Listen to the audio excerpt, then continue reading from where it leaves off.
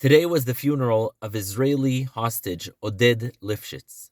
Oded was 84 years old, and he represents in many ways the finest and best of Israel. Oded helped build the kibbutz he lived in. Oded served in the Israeli army and helped win some of Israel's greatest battles. But he was not a man of war. He was a man of peace. Oded and his wife Yocheved, who too was taken hostage to Gaza, but thank God was freed alive, were people of peace. They cared tremendously for the future of Israel and for the future of Gaza. They cared for Israelis and Palestinians, Jews and Muslims.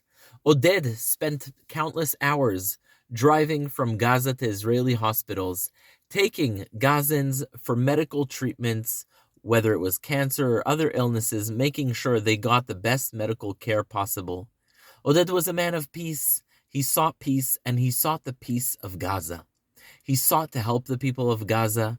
He was a humanitarian, and he cared deeply for every human being, no matter what side of the fence they lived on. And yet, Oded was betrayed.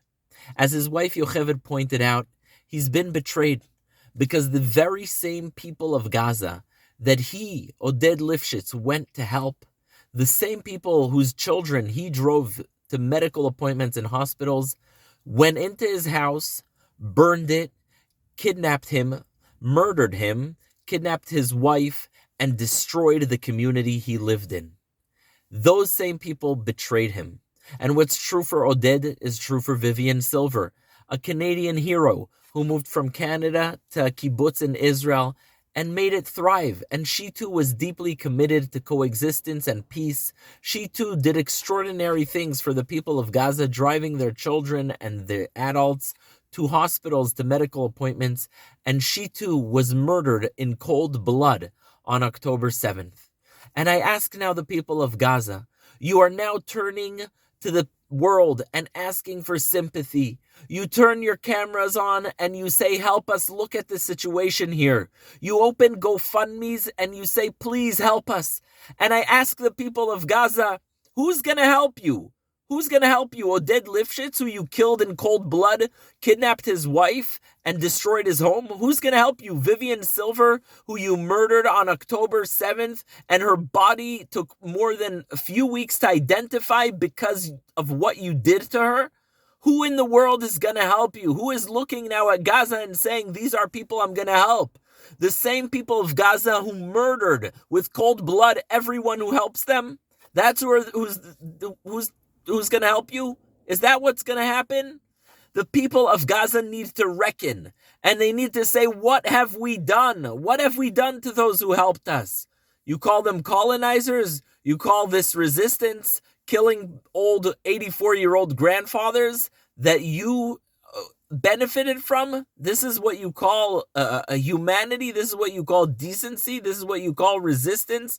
Doing this to a 9-month-old baby, Kfir Bibas? So, to the people of Gaza, I say, I know you're going to continue to ask for help, but not from me. My tax dollars should not be going to rebuild Gaza. There are hungry children in Africa. There are people who are much, much, much more deserving of help. There are people who are in much more need. And you know what those people are not going to do? They're not going to break into the house of an 84-year-old grandfather, kidnap him and murder him. They're not going to kidnap and murder a 9-month-old and his mother, the way that people of Gaza have done to the Bibas family. They're not going to do it. My tax dollars should not be going to that. And so today we remember Oded, we remember the Bibas family, and we remember Vivian Silver. We believe in their desire for peace. We believe in their desire for a better future for Israel. It's a shame that the people of Gaza do not share that belief. It's a shame that the people of Gaza do not teach their children the same lessons that Oded and the Bibas family were teaching their children. And so in the absence of a partner, in the absence of someone who can help bring peace, it's time for Israel to focus its efforts elsewhere, to make sure that its military is strong, securing the border, and to make sure that something like October 7th never, ever happens again. We believe in peace. The question is, when will the people of Gaza start believing in peace?